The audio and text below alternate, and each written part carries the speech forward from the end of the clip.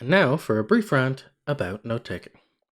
If you are anything like me, you find the act of taking notes surprisingly difficult, or at least you think you do, because taking notes is actually very straightforward. It's as simple as writing a note down. You can use a pen and paper, you can use Notepad, it's even got note in the name. But that's not really the hard part, is it? Writing notes isn't difficult. The difficult part is getting value out of your notes, or more importantly, reading them back or reading them back at the right times. So it's not really the note taking that's hard, it is the recall and use of the notes that's difficult. So why is that? Well, because normally when we make notes, we put zero effort or thought into how we're going to see it again. There's a ton of strategies out there for things like spaced repetition. We're not going to go into heavy detail there. We're just going to establish that this is our first problem. The taking notes is not hard. The storing them in some kind of repository you will access is the hard part, which is my sales pitch for Obsidian. So, let's have a look at Obsidian and why I recommend that in particular. Let's go. So if you just freshly install Obsidian, this is pretty much what you're going to see. Now, before we do literally anything, I want to introduce you to a couple of quick shortcuts. The first one is Control and P. This is your super menu. No matter what it is you want to do, it probably exists in here. And if you ever get lost or confused, just remember that one shortcut. So escape, and we'll do it again, Control P. This is where everything lives. And for a little while now, I'm going to keep referring back to this because I think the power of a tool like this is how fast you can use it. So we are going to be learning this through shortcuts. Right. With that introduction out of the way, first thing I want to do is hide the left bar. Left bar is the file system, and I don't want you thinking about files in this instance. So, Control P, toggle, left sidebar, done. And this is where we're going to live. Now we want to create a new note. It says it right there in the center of the screen. Control N is a shortcut for that. And if you're confused, again, Control P, new, create new note, Control N, right? So let's do that. Control N, new note. I'm going to call this movies. And I can write Shawshank Redemption. There we go. We have a movies note with a movie in it. Now, if I do Control P again, there should be an option to close the active pane. That's Control W. So let's escape out of that and Control W. And that removes whatever note we were looking at. So, reminder, Control P for commands, Control N for a new note, and Control W to close. So where did it go and how do we get access to it? Well, if we go to Control O, this will give us our search. And that lets us find any of the notes we've made. So in this case, we only have one, movies. So if we press enter, brings us back our movies. Now we're going to speed up a little bit. So Control N for a new note, TV shows, and I like Frasier as a TV show. There we go. And then Control W to close that. So Control O. Bring up now movies and TV shows. So you can see how quick we can start making notes and getting rid of them and moving them around. This is quite cool, but it's at the moment it's just a slightly fancier version of Notepad. Where the value comes in is when you start combining concepts. So you might say, for example, let's say Game Studio, Nintendo. So Nintendo is a company that makes games. Very exciting. Control W, get rid of that. Now we can say Control N, Pokemon, and we'll say Pokemon is a game franchise by Game Freak. The games are released on Nintendo platforms. There we go. Control W, get rid of that. And let's say one more, Control N, Pokemon Red. This is the first Pokemon game I ever played. Charizard kicks ass. There we go, Control W. So, with all these notes we've started to build, there's kind of some implicit connection. Some of these things kind of relate. Nintendo is kind of related to Pokemon. Pokemon is kind of related to Pokemon Red, etc. Now, if we press, and we do the P command first, and we type graph, open graph view, it'll show you all of these sort of isolated hovering nodes. These are all of the nodes in our system. And if we hold the control key and hover over them, you can actually just read your note, which is kind of cool. Lets you sort of look at each different note in isolation. But that's not really that interesting yet. So if I press Control W again, and now Control O brings up our list, let's jump into, say, Pokemon Red. So this is one note. Now, so far we've hidden the sidebars, we're not really focusing on them, but we're going to start diving into some of the more advanced features now. So Control P brings up our list of commands, and if you go to Settings, you'll see here Open Settings, that's Control and our comma. So I'm not going to open it here, I'm going to go press Escape and do the same thing again. Control, comma, brings up our settings. So now we're going to look at plugins. Now there's two categories of plugins, there's Community and Core. Core are vetted by the Obsidian community, and they are, or well, by the creators, and they are sort of native plugins. And then Community are the much more advanced collection of infinite plugins the community has built. We're going to stick with Core for the time being. So there is this concept here called outgoing links. I'm going to turn that on for now and forget about everything else. So we're back here in our note. And again, Control P, we're just going to live here and sort of explore through this. So what we have here, if we type links, there'll be a lot of options here, and it's talking about panes. Now panes are just windows, so we can open up the outgoing links pane. And what this does is it shows you any links between various notes. So you'll see here, there's backlinks and outgoing links. Now, if I open up different notes, so we'll say Nintendo, there's a link here that'll tell you Nintendo has been referenced in the Pokemon note. So at some stage, if I go Control and click this, Pokemon says, Pokemon is a game franchise by Game Freak. This game was released on Nintendo platforms. So even though I've not really written a link or connection, it kind of knows it's there because the names match. And what's very clever about this is if I click the link button here, it'll offer to do the link for me. Now, and if I jump to, say, here, Nintendo, link, now it's turned Nintendo into a link.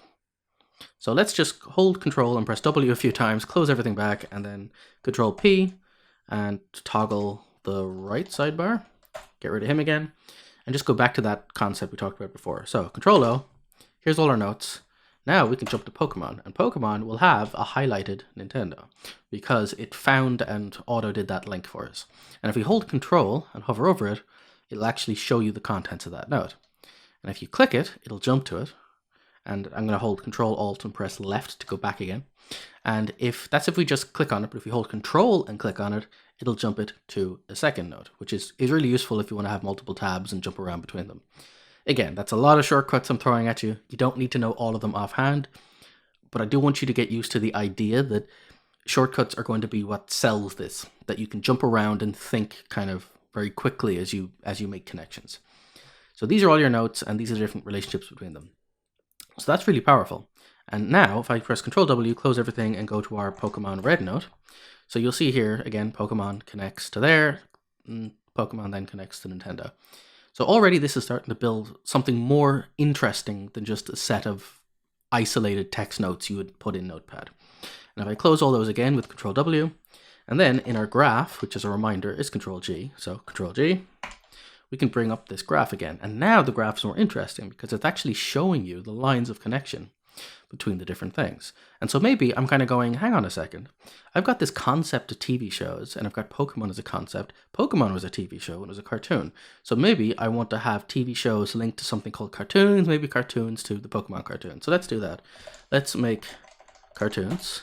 And we could say a type of TV show. Now, we could go through that whole concept again of trying to find the links and have it automatically do it, or we can do it ourselves. So how would we make a connection ourselves? Well, this is actually really straightforward. If we press the square bracket twice, it'll actually show you all the other notes in your repo. You can just kind of go, let's go with TV shows, a type of TV shows. Now, TV shows doesn't make much sense here. So if I go to the edit view, you'll see here a type of TV shows. It's not as nice linguistically. So what we could do is inside of here, we can give it an alias name. If you do pipe, wrong button, you do pipe, you could say show. So what that'll do now is it'll link to TV show, but it'll call it show. Again, I know I'm throwing a lot at you here, but this isn't really a full tutorial. This is just highlighting some of the value of using a tool like this. So we've now linked cartoons to show. and we could say favorite shows, and we can put in Pokemon. And now that's going to link Pokemon as a company. So maybe what we want to do is say, make a different note for this. So what we can do is we can write Pokemon TV show. And that doesn't exist. And so if you hover over it, nothing will happen. And if you click it, nothing will happen. But if you hold Control and click on it, it'll tell you it doesn't exist, but would you like to create it? So we can just click on it to create that note. And the Pokemon TV show can link to, we can say, a show about Pokemon. There we go. So that's now linked again. So if I close all of these again and Control G, back to our graph, now stuff is starting to get a bit crazy. So we have TV shows. One type is cartoons. Cartoons is linking to the Pokemon TV show, which is linking to Pokemon, which is linking to Nintendo, which is linking to Pokemon Red. And then there's movies as well. So there was a whole load of Pokemon movies. We're not going to fill in the entire thing, but you get the idea, right? This is an interesting interconnected relationship of notes. There's a lot more to this as well, and the first thing being formatting. Right now we're just doing plain text, but these are a lot more interesting than that. If you have an individual note, you can go in and use markdown syntax to do things like add headers, and you can also do things like tags. So for example, I could have in my TV shows note, maybe I want to say, this is on entertainment. And that's the topic that it's about. And another example might be, let's go with Unity, and we will say Unity 3D. Now here's the thing, Unity 3D is the game engine, so we could say on game development, but it's not just known as that. And if we type Unity 3D, I mean, you're probably just going to type Unity, right? So what's interesting is this is considered an alias. So you can, and this is going to get a bit crazy, if you do triple ticks here, you make something called front matter or metadata. And that means it's a chunk at the top which we can customize to add specific extras to this. One example is I can say alias, and I can say Unity, or I can say Unity Game Engine. Now I've given it two alternate names, Unity 3D, Unity, or Unity Game Engine. And then with our tag, we can actually put our tag up there too. It might be a bit cleaner. We could say tag, and I'm going to delete all the way back, say on game development. There we go, tags on game development, and that's the alias. And we'll give it a header as well, Unity 3D. This is exactly the same, but here's what's really cool about this. If I close it now and go to our graph view, so we still have all our connections and we still have our separate things. Unity 3D is there. But what's interesting with the alias is if we do a search, so Control W and Control O back to our search options, you see Unity 3D, but if I type Unity Game Engine, it will show me that option and then link to the Unity 3D node. And this starts to get very handy when you've got things that are referenced by multiple names and you're trying to find them easily. So for example, let's go with Robert Martin, who most people know as, say, alias Uncle Bob or Bob Martin. And he was the person who coined the term solid principles. That is now a note to him with two different aliases for his name, and then solid principles, we could maybe do a list. And so we could say solid principles, and a dash will give you a list.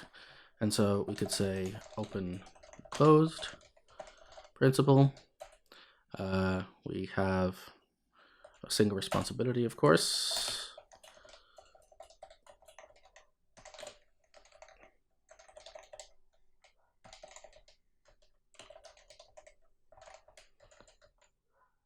Liskov substitution. Again, I'm not going to sit here and fill all these in, you get the idea. But now, if I go back to the graph, now stuff is starting to grow even more. All right, we've got all of these different things that are interconnected and related. Solid principles connects to Bob Martin, which connects to all of the different principles. And this might be hard to see now at this stage, which belongs to which category. So what we can do is we can start using those tags in a more interesting way. So if I go to Bob Martin, and we'll add a tag, we'll say person. We've now tagged Bob Martin as a person. So we go back to our graph, which is Control G, and under our filters and our groups, we can have a look. So let's add a new group, and we will say person. And we'll say, oh, help if I could spell person. Does it not use the tag? I always forget. It doesn't. Okay. So there you go. Person is in red. And now we have a very nice way of distinguishing certain elements in the graph. And let's tweak a couple of these, make the node a bit bigger, easier to see. Yeah, there we go. And maybe we want to do the same thing for TV show. So we want to say TV show. Why not? Now we can go into our Pokemon TV show, and we can add another section up here and call it tags and TV show. And immediately you're seeing it's reacting to what we've done. So again, very quick introduction here, but you can start to see how this completely dwarfs the basic concept of saving a note in a text file. Next time you have a meeting with somebody or you have a quick idea, you can just jot it down by going Control N, cool idea.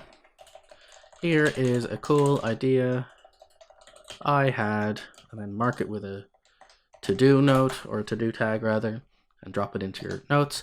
And then even if you don't remember what it was you wrote, you can do a search, and Control P again is your sort of master list. So we could say you can type in find. No, maybe it's not find. Maybe it's search. Oh, search in all files. There we go. Maybe that's what I'm looking for. Search in all files, and I can say to do. And there we go. Here is a cool idea I had. So you can see how quick it is to start accessing and sorting your things. Once you start getting better at this, there's sort of strategies in place to make this even more efficient and to find things better. Something I didn't show you is that part of these extra plugins here on the side, there's a load of different things. One of them that I use a lot is the tag pane. So if we throw him up, the tag pane gives you this hierarchy of all of the tags we've created. So we can jump straight to the entertainment tags, to the game development tags, different people, to-do list items, and so on.